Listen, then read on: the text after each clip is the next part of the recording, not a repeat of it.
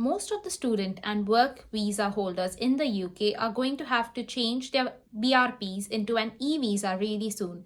Now, this is because if you check your physical copy of your BRP, which is your BRP card, it would say that your visa ends on the 31st of December 2024.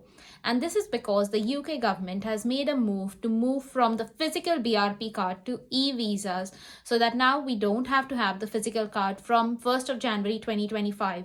A lot of y'all would have received emails on making this move, and the Home Office would have emailed you a link through which you would be able to do that. But many of y'all, especially people like me, if you haven't received the link, would have been panicking mentally. But in today's video, I will be showing you exactly how you can do the process yourself. So you don't need to wait for the link anymore. And this is the video that's going to show you step by step what you need to do in order to get your e-visa and then be free of all tension. Here we are on our screen, and the first thing you got to do is type eVisa UK online application and click the first link that you get, which is the gov.uk link. Now, once you come on this page, this is where you're going to have to start making your application. And it says here that you firstly need to create a UKVI account, and you need to confirm your identity using this UK Immigration ID app. So let's just start the process. Now, again, in order to start the process, it says here that you need an email address and a phone number, the access to a smartphone, and your BRP card, which is your physical copy of the BRP. Now, once you've clicked on it, what you need to say is obviously you have a BRP, because this can be either your student visa or your work visa or your PSW visa. It then asks you if you still have your BRP card. This includes an expired BRP. So obviously we all have a physical BRP card. So we just click yes. You then need to say, is this BRP card valid? Now for most of us, the BRP card's expiry date should be the 31st of December 2024. So we're just going to say yes and click continue. Now, following that, it says that you need to create a UK Visas and Immigration account or a UKVI account. Now, this is fairly straightforward. In order to do this, what you will need is your date of birth, your BRP number or passport number, and an email address or a phone number.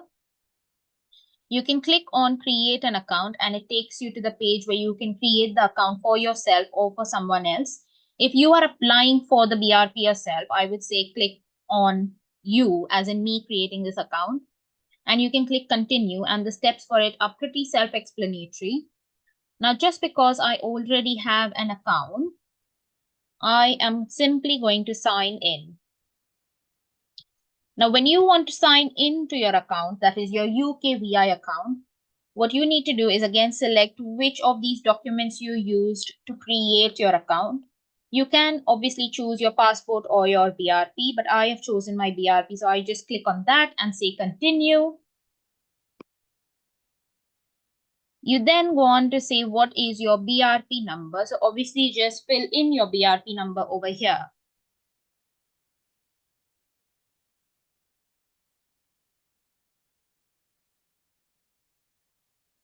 And you click continue.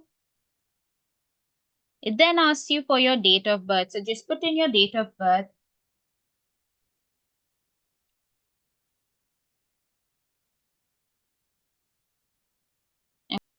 You can then obviously send a text message or the code to your email address or to your phone number.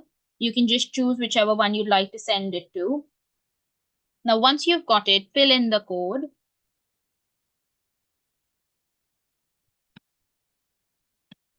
And click continue. And then you come into your form where you can actually create the visa for yourself. So if you see on this page, you can actually start creating your entire form for your e-visa. So I'm just going to say continue. And you then have obviously got to fill out the entire form. Now, in terms of filling out the form, the first and the most important thing is confirming your identity. Now, in order to confirm your identity, like I've said before, you will need to use the UK Immigration ID Check app. Now, in order to do this, you will need a smartphone. And what you need to do is, again, if you just click on continue, it says what type of smartphone you will need. So you can either use an iPhone or a newer model, that is iPhone 7 or a newer model, or you can use an Android phone that you use to make contactless payments in the UK. So we're just assuming that we have access to one of these phones, and you click continue. You can then obviously download the app from App Store or on Google Play, or what you can simply do is scan this QR code in order to download the app. Now, once you've downloaded this app, what's going to happen is that it will ask you to take a picture of your present BRP, both the front and back page, but also it will ask you to take a scan of your BRP card, because all of our BRP cards have a bit of a chip on there, and that is what is really important. And following that, you will then just have to take a picture of yourself and upload it. So that's the sort of steps you need to do right now.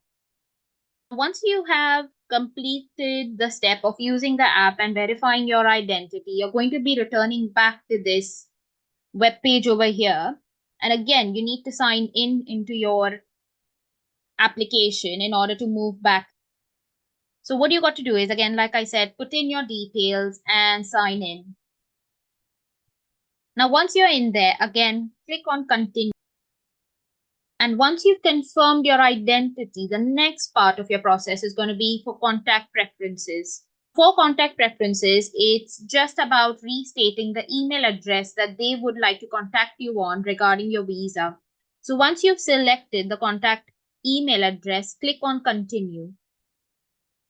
They again would want to recheck which phone number they can use to contact you on. So again, once you've selected the phone number, click continue. You then need to check your answers, and once you've verified them, again, click continue. So as you can see, that step is also done now. The next step you need to focus on is the account security questions. Now, in order for the account security questions, these are just questions in order to verify yourself before you access your account. And I would advise you to choose things that you remember. So for me, I will just go ahead and fill this up. Now, once you've completed that, you will again come back to this account security questions, and you can now see that this is completed. Following that, what you need to do is then sign a declaration. Now, for this declaration, it says right here that you confirm that to the best of my knowledge and belief, the information you provided is correct. You understand that the data given can be used as set out in the privacy policy. This means that you've obviously read through the privacy policy. And finally, that you have discussed and confirmed with the person that you are acting on behalf of filling the information provided is correct. This is only in case you have filled the application out for, say, your dependent, who might be your spouse or your children. So following that, you obviously need to click on the fact that you are submitting the form and you are aged 18 or over, and click continue. Now again, if you are submitting the form on behalf of your child, you can obviously click option number 3. But because I'm submitting the form for myself, I'm going to click continue. Now, once we've done that, that should again click the declaration box as completed. And once that's done, all you need to do is click on submit. You then need to just say confirm and submit, because this means that you are now ready to submit your eVisa application form. So that's it from today's video, guys. Let me know if you have any questions or difficulties in the comments below, and I will try to get back to them. Take care.